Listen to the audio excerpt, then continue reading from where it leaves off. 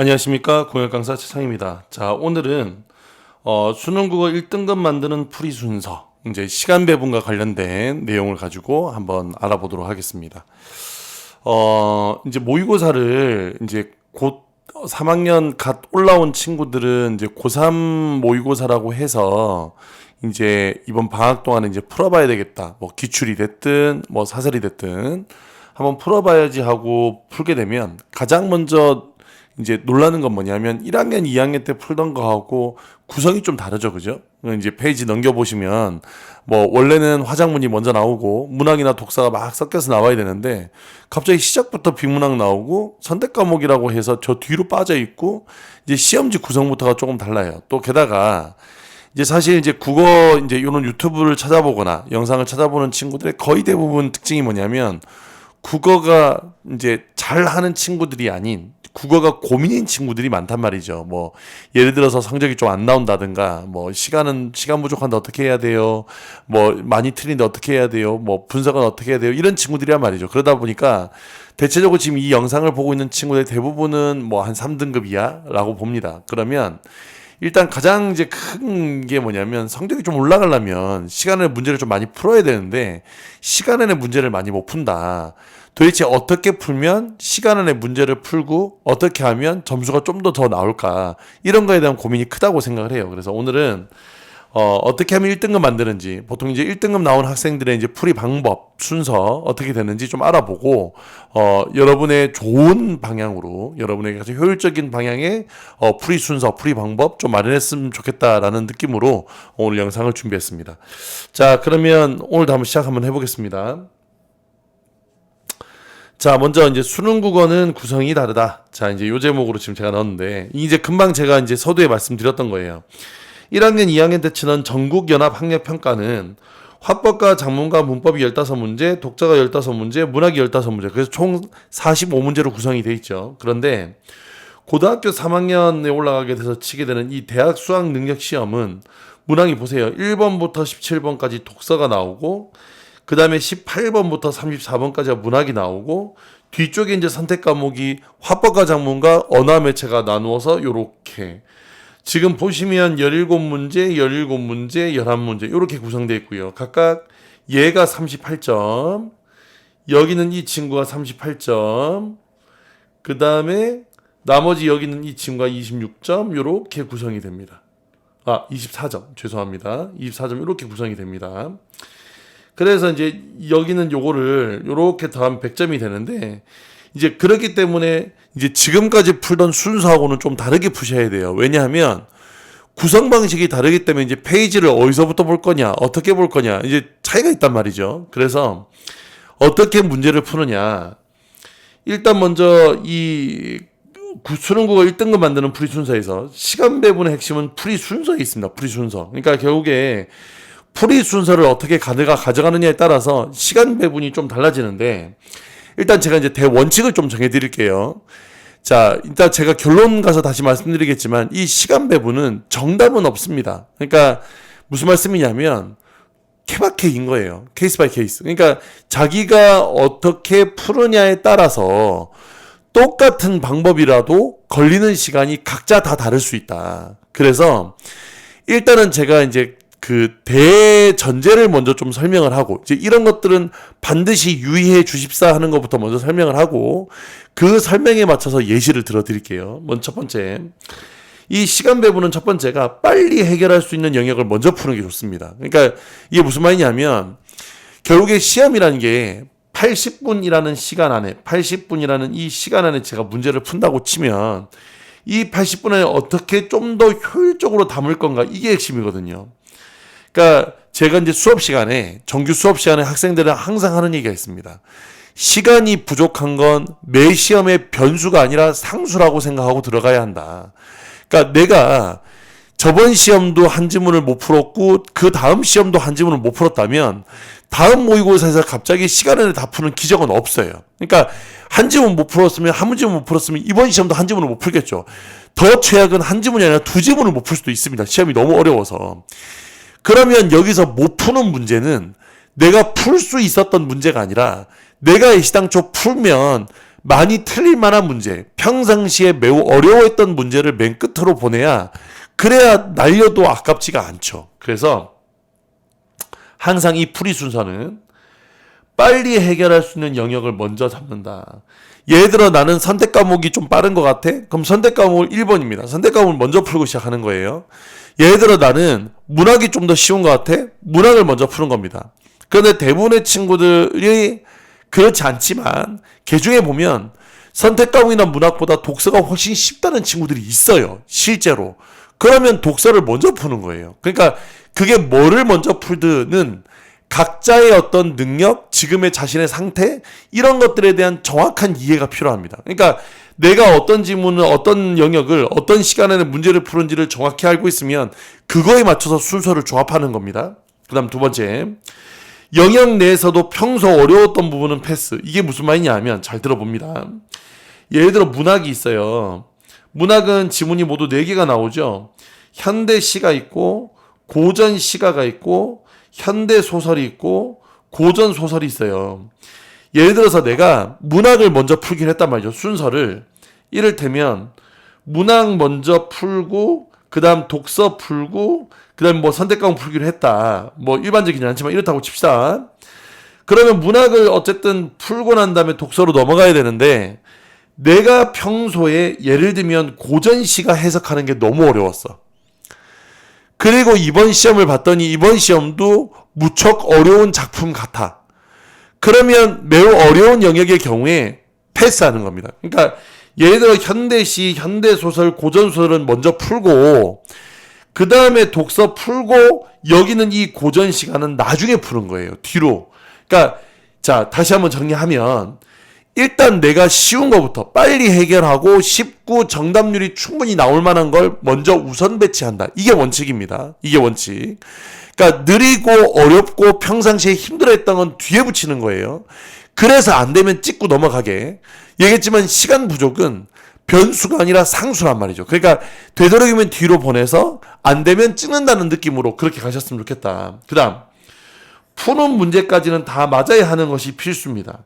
그러니까 이제 요거는 이제 뒤에 가서 제가 영역별 점수 말씀드릴 텐데 제가 문학을 풀고 선택 과목을 풀고 만일에 독서를 풀었다. 그러면 문학과 선택 과목은 일단 다 맞고 독서는 남은 시간에 문제를 풀되 푼 데까지만 맞추자. 그러면 충분히 점수도 나오고 등급도 나옵니다. 그런데 이게 이제 푸는 문제까지 풀어서 거기서 틀리면 뒤에서 찍는 건 정답이 보장되지 않으니까 점수 나오기가 힘들어요. 그렇기 때문에 속도를 내서 푸는 게 아니라 정확성이 중요하다. 속도를 내서 푸는 게 아니라 정확성이 중요합니다. 자, 그 다음 플랜 A만이 아니라 플랜 B도 필요하다. 이건 무슨 말이냐 하면 예를 들어 이제 제가 이제 문학을 풀고 독서를 풀고 선택 과목을 풀기로 했어요. 그런데 오늘 하필이면 문학이 제가 싫어하는 작품들, 제가 공부 안 한 작품들, 좀 어려운 작품들이 먼저 나온다고 합시다. 그러면 여기서 여기는 이 지문들을 풀었을 때 너무 문학이 어려운데? 첫 지문부터 너무 난관이 좀 심한데? 그러면 이때 나는 어떻게 대처할 건가에 대한 플랜 B도 필요하다는 거예요. 예를 들어 문학이 어려우면 그럼 일단 선택 과목부터 푼다. 이렇게 할 수 있죠. 그 다음에 또 이제 어떤 경우도 있냐면 어떤 친구들은 예를 들어 이제 선택 과목을 먼저 풀기로 했어요. 그런데 이게 시험이라는 게 원래 8시 40분에 땡 하고 나면 처음부터 이렇게 집중해서 문제를 풀면 좋겠지만 처음에 집중이 안 돼서 지문이 잘 눈에 안 들어오거나 혹은 처음부터 집중이 안 돼서 문제에서 너무 고민하게 되면 이때 플랜 B를 가동해야 됩니다. 예를 들어 내가 화법과 작문을 하는데 35번부터 37번에 있는 문학 문제가 좀 어려웠어요. 예를 들어서 그러면 거기 있는 문학 문제가 어려워서 풀기가 너무 어려웠어요. 그러면 풀기가 너무 어려웠다면 그러면 일단 문학 문제는 제껴두고 너무 어려웠으니까 아예 선택 과목 화법과 작문 35번부터 37번 그 문제를 제껴두고 다음 문제부터 풀든 아니면 화법과 작문을 통째로 날리고 문학부터 풀든 요런 식의 방향이 필요하다. 그러니까 그래서 요 순서를 요렇게 플랜 A, 플랜 B를 왔다 갔다 할 수 있어야 된다. 이 네 가지는 꼭 기억하셔야 됩니다. 이 네 가지는 꼭 기억하셔야 된다. 자, 다시 한번 정리해 드릴게요. 일단 푸는 순서를 정할 때 어떻게 정하냐? 첫 번째, 빨리 풀 수 있는 것부터 그리고 쉬운 것부터 먼저 푼다. 그게 이제 어떤 영역이 됐건 어떤 파트가 됐든 상관없습니다. 그렇게 푼다. 그 다음 푸는 문제까지는 다 맞춰야 하는 것이 필수다. 그렇기 때문에 뭐가 중요하냐면 정확도를 올리는 연습이 훨씬 더 중요하다. 이게 속도가 중요한 게 아니라. 그 다음에 마지막으로 뭐가 중요하냐면 플랜 A가 아니라 플랜 B도 세워놔야 된다. 예를 들어서 이렇게 막히는 경우 내가 어떻게 할 것인가. 여기는 이게 내가 생각했던 거대로 나오지 않는 경우 어떻게 할 것인가에 대한 플랜 A, B가 함께 서 있어야 된다. 자, 요걸 잘 기억하시면서 지금부터 예를 들어 보겠습니다. 자, 가장 이상적인이에요. 예, 오타가 났네요. 자, 가장 이상적인 풀이 시간입니다. 먼저 그 풀이 시간을 정할 때 첫 번째 해야 될 것이 마킹 시간이 일단 필요하죠. 이제 모든 시험 마킹 시간이 필요한데 특히나 수능은 이 가채점표라는 걸 만들어 와야 됩니다. 아직 이제 이걸 모르는 친구들 위해서 설명을 좀 하자면 지금 여러분들이 수능 시험 날까지 보게 되는 모든 모의고사는 끝나고 나면 시험지를 줍니다. 하지만 수능 시험은 시험지까지도 걷어가요. 그래서 내가 몇 번을 했는지 알 수가 없어요. 그러면 이제 그다음 이제 친구들이 무슨 얘기하냐면 저는 시간이 부족해서 가채점표를 만들어 올 수 없다. 이 가채점표는 어디다 만드는 거냐면 본인이 들고 간 수험표 뒷면 빈 여백에다가 거기다가 이제 번호를 쭉 써서 문제의 번호를 쭉 써가지고 와서 거기다 채점을 하는 건데 나는 지금 거기다 번호 쓸 시간도 없어. 문제 풀 시간도 없는데 그거 언제 써요? 라고 하는 친구들이 있어요. 그래서 가채점표를 만들고 싶지 않다. 안 만들어도 됩니다. 이거는 선택사항입니다. 이건 선택사항. 꼭 만들어야 되는 게 아니라 선택사항인데, 이제 문제는 뭐냐면, 갔다 와서 시험지를 펴서 내가 몇 번 했는지 기억을 떠올려가면서 채점한다? 쉽지 않습니다. 지금 이걸 듣고 있는 우리 재수생 친구들은 격하게 공감하실 거예요. 이거 가채점표 안 만들어 오면 집에서 아무도 기억이 나지 않습니다. 그렇기 때문에 채점해가지고 이제 점수가 몇 점이다가 아니라 범위가 생겨요. 내가 이거 고민해가지고 몇 번의 답이 기억이 안 나는데 이걸 다 맞으면 몇 점부터 다 틀리면 몇 점까지의 범위가 생겨요. 그래가지고는 이게 지금 등급이 제대로 되는지 안 되는지 모르잖아요. 특히나 수시를 지금 써놓은 친구들의 경우에 수능을 뭐 잘 못 보는 건 안타까운 거지만 저는 이 영상을 보고 있는 친구는 다 수능 잘 나올 거라 봐요. 성적이 너무 잘 나와서 이 수시, 특히나 이제 주말에 치게 되는 논술 시험 같은 경우에 내가 안 가도 된다. 그러면 안 가도 되면 안 가야 되는 거잖아요. 가다가 혹시나 합격하면 그걸 우리가 이제 흔히 수시 납치라고 부릅니다. 그렇기 때문에 내 점수를 정확히 알아야 이걸 수시를 갈지 안 갈지 논술을 보러 갈지 안 갈지가 결정되기 때문에 결국에는 가채점표를 만들어 올 수밖에 없어요. 그러니까 선택은 선택이지만 결국에는 만들어 올 수밖에 없다.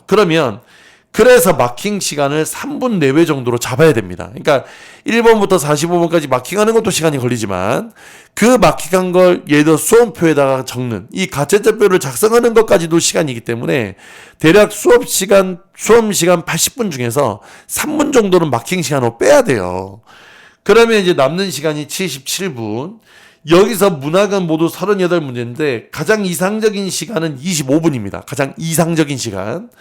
일단 30분까지는 가능하다. 그런데 이제 문학이 30분이 넘어가면 이제 쉽지 않은 상태가 됩니다. 어쨌든 30분 안에 문제를 풀어야 돼요. 시간 단축 얘기는 제가 뒤에 가서 또 할 건데 어쨌든 30분 안으로 들어가야 됩니다. 가장 좋은 건 25분 내고요. 그 다음에 선택 과목 11문제가 있는데 이 선택 과목 11문제는 13분 내외여야 돼요. 사실은 진짜 이상적인 시간은 문제당 1분입니다. 11문제니까 11분. 그런데 이게 화법과작문도 그 가운데 지문 세트가 지문이 좀 길고 독서의 언어와 매체인 경우도 35번, 36번이 그 지문형으로 나오기 때문에 문제당 1분은 쉽지 않아요. 그럼 대충 합치면 13분 내외가 됩니다. 13분 내외. 그러면 이렇게 다 더하면 대략 한 40분 정도가 나와요. 그러면 40분 정도가 나오기 때문에 그 40분을 여기서 쓰고 나머지 40분을 독서한테 붙는다는 그런 느낌으로 시간을 풀어줘야 가장 이상적인 풀이 시간이 된다. 자, 다시 마킹 3분, 문학은 25분 내외, 선택 과목은 13분 내외, 합쳐서 대충 40분 내외, 그리고 남은 40분은 독서한테 쓴다. 무슨 말씀인지 이해됐죠? 자, 그럼 요걸 가지고 제가 순서를 한번 가장 흔하게 푸는 순서 한번 가보도록 하겠습니다. 자, 요즘 이제 아이들이 이제 대세적으로 가장 많이 푸는 건 일단은 시작하자마자 독서론을 먼저 풀어요. 1번부터 3번까지. 여기는 이 독서론은 3문제인데 점수는 모두 7점입니다. 모두 7점 정도가 돼요. 7점. 3점짜리 하나가 있기 때문에. 그래서 여기는 이 독서론 3문제는 일단 5분 안에 끝낸다. 5분 썼어요. 자, 그 다음에 선택과목을 그 다음 풉니다. 그 다음 이제 많이 선호하는 게 선택과목이니까 이게 11문제 13분 정도 되는 거예요. 11문제 13분. 점수는 24점입니다. 24점. 자, 그럼 요렇게 풀었어요. 자, 그 다음. 세 번째는 문학을 많이 풀어요. 그래서 문학을 모두 17문제인데 25분 안에 풀었다고 치면 대략 49분이 나오죠. 됐죠? 자, 그 다음에 여기는 이 시간에 여기에 마킹까지 포함해서 대략 39분 정도의 시간이 나오겠네요. 왜냐하면 이미 앞에서 독서론은 풀었기 때문에 31분. 예, 죄송합니다. 31분이요. 31분 정도의 시간이 될 거고 앞에 이미 독서론은 푼 상태이기 때문에 나머지 모든 세 지문을 독서 쪽에다 넣으면 대략 지문당 10분 안팎 정도라고 보시면 돼요. 지문당 10분 안팎. 그렇게 요렇게 풀면 시간을 가장 흔하게 쓰는 순서다. 흔하게 쓰는 순서. 물론 아까 제가 말씀드렸던 것처럼 여기랑 여기는 시간을 단축할수록 마지막 독서에게 시간을 줄 수 있으므로 시간은 요거보다 좀 더 땡겨갈 수 있는 방향에서는 더 좋겠고 만일에 땡겨가지 못한다면 독서에서 가장 어려운 지문 하나를 날린다는 느낌이시면 됩니다. 그러면 점수 한번 따져볼게요. 봐봐. 일단 독서론 7점. 그죠? 선택과목 24점, 31점이 됩니다. 그 다음에 여기는 문학은 38점, 합치면 69점이 되죠. 그러면 여기는 69점에 이 독서 문제 중에서 반드시 2문제는 맞춰야 될 문제가 나오거든? 그게 뭐냐면 어휘 문제 4점. 그러면 73점이에요. 봐봐요, 벌써. 지금 여기까지 오는데 독서는 한 문제도 안 풀었어요. 독서를 다 틀렸다고 가정해도 저기까지만 맞으면 벌써 이미 73점이 나옵니다. 그렇기 때문에 애써서 시간 안에 다 풀려고 너무 급하게 읽어서는 안 된다. 중요한 건 내가 푼 데까지 다 맞으면 점수는 나오게 돼 있다. 여기서 예를 들어서 내가 독서를 한 지문 더 풀어서 그 한 지문까지 다 맞는다면 80이 되겠죠. 무슨 말 80이 넘겠죠. 이해가 됐습니까? 2등급, 3등급이 그리 멀지 않은 얘기인 거예요. 거기에 뭐 어휘 문제 맞추고 잘 찍어서 한두 개 더 맞추면 원래 1등급 가까이 나옵니다. 무슨 말인지 이해됐습니까? 그래서 푸는 순서는 이렇게 잡아주고 만일에 난 독서가 조금 쉽다 그러면 여기는 이 독서를 문학이나 여기는 선택 과목보다 먼저 풀어주는 것도 방법이다. 독서가 좀 더 쉽다고 하면 그거를 먼저 풀어주는 것도 방법인데 그럼에도 불구하고 독서 중에 한 지문은 무조건 킬러가 나올 거기 때문에 그 지문만 뒤로 뺀다. 내 말씀 이해됐습니까? 그 정도로 여러분 생각하시면 되겠습니다. 자, 그 다음 가볼게요. 그 다음. 그럼 여기서 이제 주의할 점이에요. 주의할 점. 첫 번째. 이 모든 풀이 순서에는 정답은 없어요. 아까 제가 말씀드렸죠. 정답은 없다고. 요거는 각자 취향에 따라서 하셔야 되는데, 각자 취향에 따라서. 아까 제가 예를 들었던 것처럼 독서론을 먼저 풀고 선택 과목을 나중에 풀고 문학을 풀고 독서를 푸는 거 다 괜찮은데 만일에 문학과 선택 과목을 이렇게 바꿀 수도 있고 독서론은 독서니까 독서 쪽으로 붙여서 풀 수 있어요. 이건 정말 개인적인 취향입니다. 근데 문제는 정답은 없기 때문에 반드시 뭐를 해줘야 되냐면 연습을 해야 됩니다. 즉 실전 모의고사를 활용해서 계속 나한테 가장 최적화된 조합이 뭔지를 여러분이 생각을 하셔야 돼요. 머릿속에 이건 몇 분, 이건 몇 분, 이건 몇 분 들어있다고 해서 실제로 시험 시간에 그 몇 분이 되지 않습니다. 당연히 연습만이 살 길이에요. 그래서 모의고사를 가지고 매 주마다 이게 대부분 실전 모의고사는 주 1회 정도는 풀었으면 좋겠거든요. 그러면 주에 한 번 이 실전 모의고사를 가지고 연습하고 또 연습한다. 이해가 됐습니까? 연습하셨으면 좋겠고. 그 다음 두 번째. 아까 전에 이제 쉬운 지문을 앞에 하라는 것처럼 반대로 얘기하면 가장 어렵게 느껴지는 지문은 마지막으로 보냅니다. 이 가장 어렵게 느껴지는 지문은 마지막으로 보내는데 문제는 예를 들어 읽다가 어려우면 이때 당연히 지문을 교체해 줘야 돼요. 자, 이 말은 무슨 말이냐면 이런 겁니다. 제가 예를 들어서 4번부터 8번까지에 있는 지문, 경제 지문이 너무 어려워 보여서 패스를 했어요. 그런데 그 다음 9번부터 11번에 나오는 문제를 푸는데 문제가 너무 어려운 거예요. 문제가 너무 난해한 거예요. 읽어봤더니 무슨 말인지 잘 모르겠어요. 그러면 과감하게 걔를 제껴주고 아까 전에 못 풀었던 그 문제를 푼다. 이해가 됐습니까? 이게 수능시험 날 강으로 나오지 않아요. 어렵다로 나오지 않습니다. 분명히 할만한 지문이 있고 할만할 것 같은데 조금 오답이 높은 지문이 하나가 있고 하나는 할만하지 못할 지문이 나올 거예요. 그러면 할만할 지문이 뒤로 갈 수 있으니까 여기 있는 이 지문을 풀다가 안 된다 싶으면 버려두고 바로 옆에 있는 지문으로 옮겨 타서 읽어봅니다. 이해가 됐죠? 자, 그 다음에 독서 3점 문제 버리고 가던데 이게 무슨 말이냐면 이게 독서에서 맨 마지막 복이 달리는 문제죠. 이 3점짜리 문제가 복이 달리는 문제인데 여기는 이 복이 달려있는 문제를 풀라 그러면 어려워해요. 어렵습니다. 이게 간혹가다 쉬운 문제도 있는데 대부분 다 어려워요. 그러면 여기는 이 문제를 어거지로 푼다고 시간을 1분이고 2분이고 3분이고 4분이고 쓰지 마시고 그거 앞까지만 딱 문제 풀리시고 마지막 그거 제끼고 그 다음에 다음으로 넘어가서 다음 지문 풀고 3점짜리를 다 제껴두시는 거예요. 다 제껴주셔도 됩니다. 그러다가 나중에 시간이 나면 그 중에 한두 문제는 푼다. 뭐 이런 느낌인 거예요. 그 다음에 EBS 연계가 중요하다는 말은 뭐냐면 특히 문학입니다. 연계가 되어 있어야 되는데 총 7지문 중에 대략 3지문에서 7지문 중에 4지문 정도가 연계가 돼요. 연계가 되면 아무래도 내가 읽었던 지문이 나오는 거다 보니까 자연스럽게 속도가 빨라지겠죠. 그래서 이제 나중에 속도를 얘기할 때 다시 말씀드리겠지만 특히나 그 EBS 9 같은 경우는 문학은 무조건 하셔야 됩니다. 뭐가 나올지 모르니까요. 이해가 됐죠? 그래서 작품을 좀 기억하면 읽는 거에 대한 부담이 줄 테니 그 문제를 푸는 게 시간을 맞춰서 푸는 게 그렇게 어렵지 않다. 내 말이 이해됐습니까? 자, 일단은 오늘 이제 여기서 마칠 건데, 자, 다시 한번 더 말씀드리겠습니다. 문제풀이 순서는 여러분의 개인 취향입니다.